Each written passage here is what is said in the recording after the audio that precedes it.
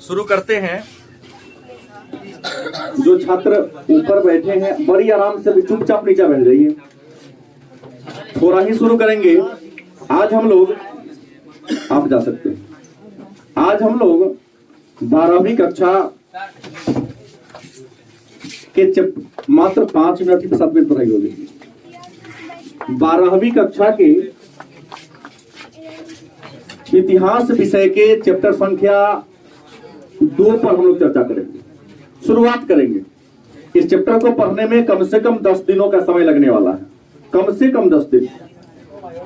इस चैप्टर का नाम है मौर्य काल से गुप्त काल तक का राजनीतिक और आर्थिक इतिहास। पाठ का नाम है मौर्य काल से गुप्त काल तक का राजनीतिक व आर्थिक इतिहास।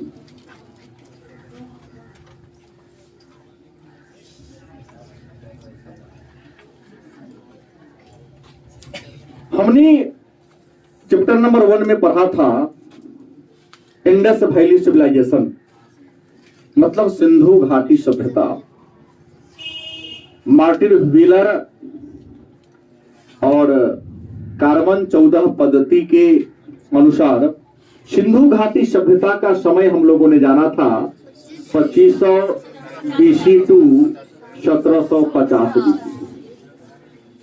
2500 ईसा पूर्व से लेकर ईसा मसीह के जन्म से 2500 ईसा पूर्व से लेकर 1750 ईसा पूर्व के बीच की जो अवधि थी वह सिंधु घाटी सभ्यता की अवधि थी, हड़प्पा सभ्यता की अवधि थी। हमने कहा, बताया है आपको कि हड़प्पा सभ्यता के पतन के बारे में अलग अलग विद्वानों ने अलग अलग अवधारणाएं, अलग अलग विचारधाराएं दी हैं।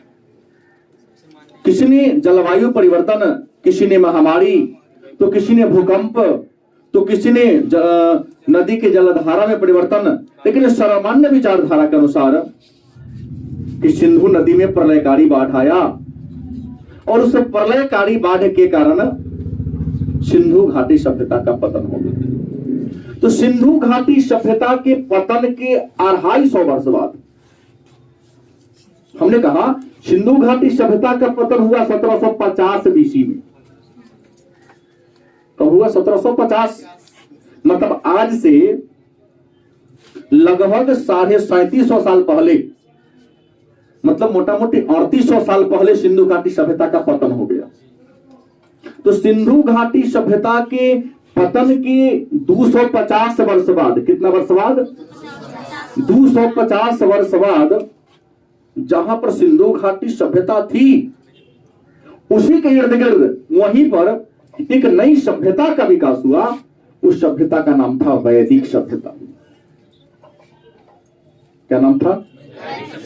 वैदिक सभ्यता। हमने कहा चैप्टर पार्ट 2 हो रही है। चैप्टर नंबर 2 की आप जाओगे, पुस्तक को देखोगे घर पर, तक अलग खंड बाई खंड करके नहीं पढ़ेंगे तो आप भी परेशान हो जाओगे, हम भी परेशान हो जाएंगे। तो खंड बाई खंड करके पढ़ाना हमारी भी मजबूरी है। टॉपिक पर टॉपिक पढ़ेंगे, लिख लेंगे। हो सकता है कि आजे पर आजे लिखा दे, कल ही पर है कल ही लिखा दे, ताकि आपको भी मजा आएगा पढ़ने में और आपको भी टेंशन नहीं होगा। तो एक नाम पड़ा वैदिक सभ्यता। और वैदिक सभ्यता के जो निर्माता थे, जो बसाने वाले थे, निर्माण करने वाले थे, वह आर्य प्रजाति के लोग थे। तो वैदिक सभ्यता का अन्य नाम पड़ा आर्य सभ्यता। क्या नाम पड़ा? मतलब एक नया प्रश्न आ गया कि सिंधु घाटी सभ्यता के पतन के बाद जहां पर सिंधु घाटी सभ्यता थी वहां पर एक किस सभ्यता का विकास हुआ? तो वैदिक सभ्यता या मन में एक प्रश्न होगा, इसका नाम आर्य सभ्यता क्यों पड़ा? तो हमने कहा क्योंकि इसके निर्माता कौन? निर्माता मतलब निर्माण करने वाले जो थे कौन थे? आर्य प्रजाति के लोग थे। निर्माता कौन थे? आर्य प्रजाति के लोग थे, इसलिए इसका नाम पड़ गया आर्य सभ्यता। और वेदों की रचना के कारण, किसी कारण? वेदों की रचना, वेदों की रचना हुई थी इसी काल में, इसलिए इसका नाम पड़ गया वैदिक सभ्यता। मतलब सिंधु घाटी सभ्यता के पतन के बाद ही वेद की रचना हुई। और हम अब वेद यहां नहीं पढ़ूंगा, क्योंकि चारों वेद के बारे में विस्तार से मैं चर्चा कर दिया हूं। हमने कहा जैसे जैसे हम आगे बढ़ेंगे कुछ हमको लगेगा कि नहीं हम तो पढ़े हुए हैं। तो वेद की रचना हुई, क्योंकि इस सभ्यता का निर्माता आर्य, हम सब आर्य हैं, आर्य जाति के लोग थे। सर जो तीसरा मंडल में विश्वामित्र द्वारा रचित प्रसिद्ध गायत्री मंत्र है, तो वो तो मतलब कि आर्य मतलब कि बाहरी लोगों है ना, आर्य बनाने के लिए, आर्यकरण करने के लिए किया गया। तो ऐसा तो ना हो सकता है कि हम आर्य हैं? नहीं तो अभी तो कह सकते हैं आर्यावर्त में रहते तो आर्य हम हैं। आर्यावर्त में हम हैं, निर्माता आर्य थे। अब है कि वैदिक सभ्यता का समय क्या था, तो वैदिक सभ्यता का समय था 1500 BC to 600 BC. Isa Masih के जन्म के 1500 ईसा पूर्व से 600 ईसा पूर्व के बीच के समय को कहते हैं वैदिक सभ्यता। या वैदिक सभ्यता इसलिए कहते हैं क्योंकि वेदों की रचना की गई। वेद 4 है, सबको पता है, पहले भी पढ़ा दिया हूं, ऋग्वेद, सामवेद, यजुर्वेद, अथर्ववेद। और वैदिक सभ्यता के निर्माता आर्य थे, इसलिए वैदिक सभ्यता का दूसरा नाम क्या पड़ गया, आर्य सभ्यता। अब प्रश्न है, विद्वानों ने वैदिक सभ्यता को अध्ययन की सुविधा के दृष्टिकोण से 2 वर्गों में बांटा है। विद्वानों ने वैदिक सभ्यता को या आर्य सभ्यता को अध्ययन की सुविधा के दृष्टिकोण से 2 वर्गों में बांटा है। पहला है ऋग्वैदिक काल। क्या है? ऋग्वैदिक काल। इसके अन्य नाम भी है, पूर्व वैदिक काल। ऋग्वैदिक काल का अन्य नाम क्या है? पूर्व वैदिक काल। इसका समय है 1500 बीसी टू 1000 बीसी। और दूसरा है उत्तर वैदिक काल। क्या है? उत्तर वैदिक काल, और इसका समय है 1000 बीसी टू 600 बीसी। मतलब वैदिक सभ्यता को अध्ययन की सुविधा के दृष्टिकोण से कितने वर्गों में बांटा गया? 2 वर्गों में बांटा गया। नाम है ऋग्वैदिक काल या पूर्व वैदिक काल। बीए ऑनर्स में जाओगे तो यदि मान लो अभी 2021 चल रहा है, तो 2021 में यदि पूछ दिया पूर्व वैदिक काल के सामाजिक, आर्थिक और धार्मिक जीवन पर प्रकाश डाले, तो 2022 वाला को गारंटी है उत्तर वैदिक काल ही पूछेगा। और हर साल रहता ही है, कभी ये तो कभी ये तो कभी ये तो कभी ये रहता ही। झलक आपको देखना है, पूरा विस्तार तो बीए में पढ़ना है, स्नातक में जाना है। तो वैदिक सभ्यता के कितने भाग हैं? 2 भाग हैं। एक का नाम है ऋग्वैदिक काल या पूर्व वैदिक काल, और इसका समय है 1500 ईसा पूर्व से 1000 ईसा पूर्व। और उत्तर वैदिक सभ्यता या उत्तर वैदिक काल, इसका समय है 1000 ईसा पूर्व से 600 ईसा पूर्व। अब मन में प्रश्न होगा, इसका नाम ऋग्वैदिक काल क्यों रखा गया या पूर्व वैदिक काल क्यों रखा गया? तो हमने अभी कहा हूं कि वेद कितने हैं? 4 हैं। वेद कितने हैं? ऋग्वेद, सामवेद, यजुर्वेद, अथर्ववेद। तो ये जो पहला वेद है, जो सबसे प्राचीन है ऋग्वेद, तो ऋग्वेद की रचना इसी काल में हुई थी। क्योंकि 1500 ईसा पूर्व से 1000 ईसा पूर्व के बीच ऋग्वेद का संकलन किया गया, इसलिए इस अवधि का नाम क्या दिया गया? ऋग्वैदिक काल दिया गया। और अन्य जो 3 वेद हैं, सामवेद, यजुर्वेद, अथर्ववेद, और अन्य जितने भी धार्मिक साहित्य हैं, उन सबका संकलन 1000 ईसा पूर्व से 600 ईसा पूर्व के आसपास की गई। इसलिए इसका नाम उत्तर वैदिक, मतलब वेद के बाद वाला काल। और एक बात याद रखेंगे विशेष रूप से कि यहां पर ऋग्वेद, सामवेद और यजुर्वेद, इन तीनों को सम्मिलित रूप से कहते हैं वेद त्रयी। क्या कहते हैं? वेद त्रयी कहते हैं। राइट। ऋग्वैदिक समाज जो मेरा था, बड़ा ही सुंदर काल था। ऋग्वेद में लिखा गया है, इसके कुछ सूक्तों में, छंदों में, ऋचाओं में लिखा गया है कि मैं ब्राह्मण हूं, हमारी माँ किसी के घर आटा पूछती है और मैं चरमन का काम करता हूं, चप्पल जूता सीने का, लेकिन फिर सब एक ही छत के नीचे रहते। मतलब ऋग्वेद के काल में छुआछूत नहीं था, व्यक्ति के कर्म के आधार पर उसके जाति का निर्धारण होता था। मतलब ऋग्वेद के काल में जाति के निर्धारण का आधार क्या था? कर्म था। यहां पर छुआछूत, जाति प्रथा, ऊंच नीच, धार्मिक पाखंड जैसी कोई स्थिति नहीं थी। यहां के लोग प्राकृतिक पूजक थे।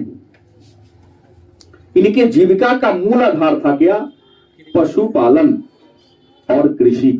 पशुपालन पर ज्यादा फोकस था, उसके बाद कृषि करते थे। हालांकि कुछ लोग कहते हैं कि आर्य भारत में चारागाह की तलाश में आए थे। हाँ, मध्य एशिया से आए थे। क्या आए थे? चारागाह की तलाश में। और ये जो उत्तर वैदिक काल हुआ, यहां पर व्यक्ति की जाति का निर्धारण उसके जन्म के आधार पर होने लगा। जाति के निर्धारण का आधार ये हो गया।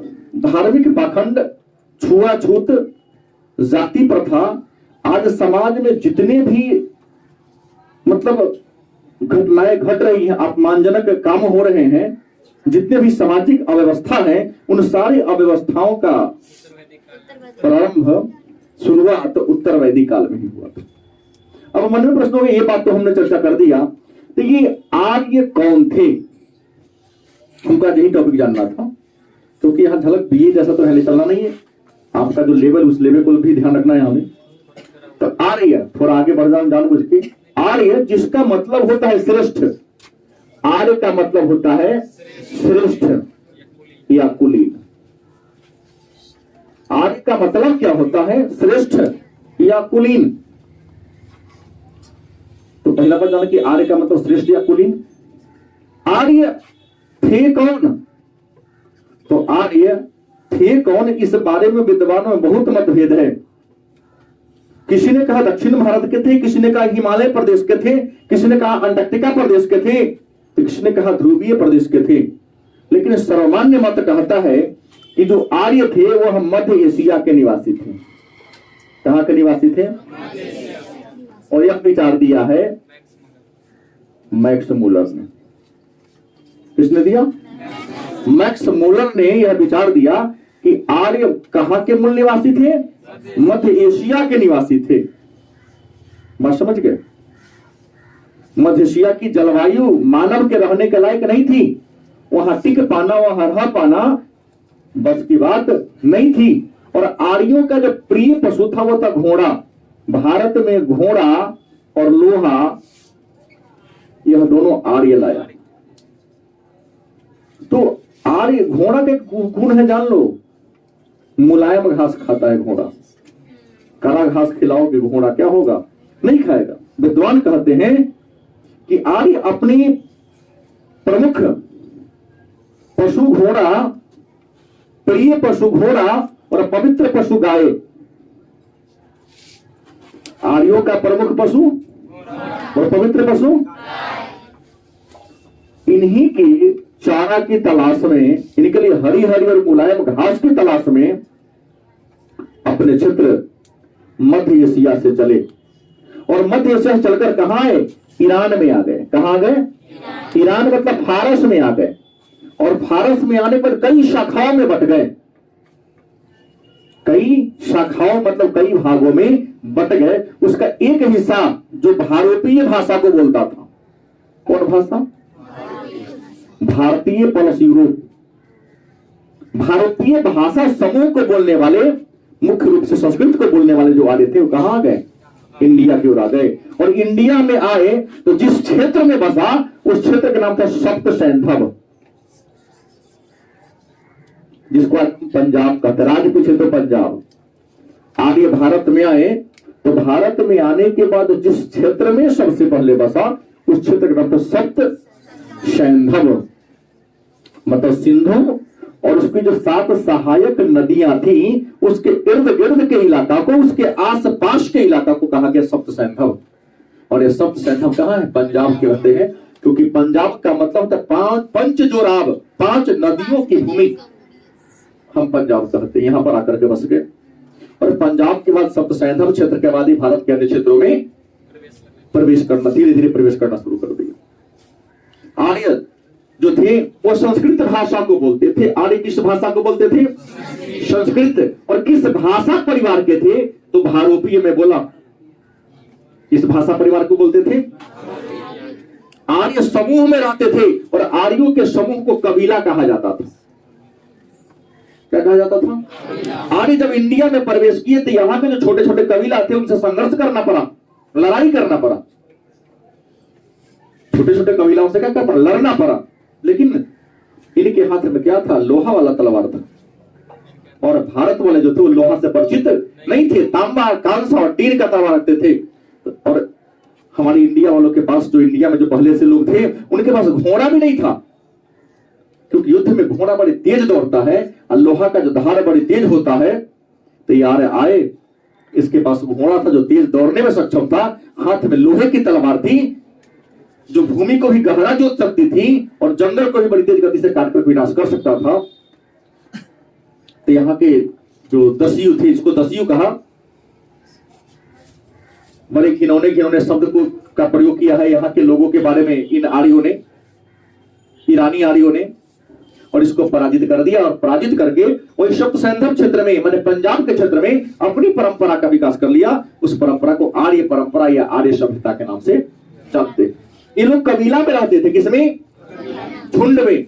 और कबीला का एक हेड होता था, प्रधान होता था। उस प्रधान को राजन कहा जाता था। राजन मतलब राजा। राजा का काम था युद्ध के समय सेना का नेतृत्व करना, कबीले की रक्षा करना। राजा का पद वंशानुगत था। थोड़ा सा आगे बढ़ जा रहा हूं, 2 मिनट। राजा का पद क्या था? वंशानुगत था, मतलब राजा का बेटा ही राजा बनता था। लेकिन एक विशेष बात यह थी कि राजा का पद वंशानुगत जरूर था, लेकिन राजा पर नियंत्रण करने वाली, राजन पर नियंत्रण करने वाले आर्यों की जो सबसे प्राचीन संस्था थी उसका नाम था विदथ। आर्यों की जो सबसे प्राचीन राजनीतिक संस्था क्या नाम था? और विदथ के अलावे था सभा और समिति, जो राजा के कार्यों में सहायता भी करती थी। लेकिन राजा यदि निरंकुश हो जाए तो राजा पर रोक लगाने का भी काम करती थी। बात समझ गए? राजा के चयन में भी राजा कोई भी काम सभा, मतलब सभा और समिति के जो सदस्य थे उनके सलाह से ही करते थे। समिति का एक अध्यक्ष हुआ करता था, उसको हम ईशान के नाम से जानते हैं। समिति के अध्यक्ष, जैसे मैं अभी सभा का अध्यक्षता कर रहा हूं, तो मैं अगर समिति है तो ईशान कहलाएगा। सभा वरिष्ठ लोगों की थी, समिति आम जनता की थी, सभी लोग इसमें आ सकते थे। ये आर्य थे। और बाद में ये छोटे छोटे कबीला क्या होने लगे? मिलने लगे, या बड़का कबीला को हड़पने लगा युद्ध में, और छोटे छोटे कबीला मिलकर बड़े कबीला में बदलने लगे। तो ईसा मसीह के जन्म के 600 साल पहले एक नई व्यवस्था की शुरुआत हुआ। बड़े बड़े राज्य की स्थापना होने लगी, नाम पड़ा जनपद या महाजनपद। तो उसके बारे में चर्चा हम कल के क्लास में करेंगे। आज वैदिक सभ्यता के बारे में कुछ थोड़ा सा नॉलेज आपको मिला, इसके बाद कल